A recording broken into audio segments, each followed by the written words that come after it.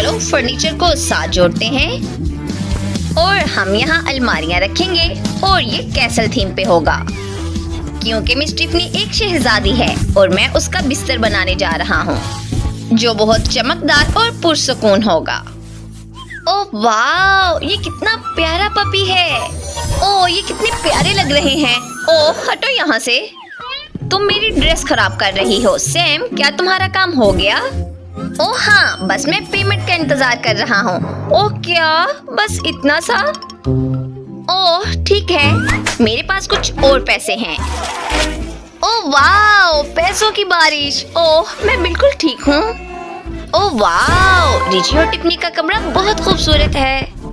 ओह मुझे भी जल्दी से कुछ सोचना है। ओह नहीं, ये क्या है? ओह ये मेरी बिल्ली है। ओह जल्दी से बाहर आ जाओ। ओह वाह, यहाँ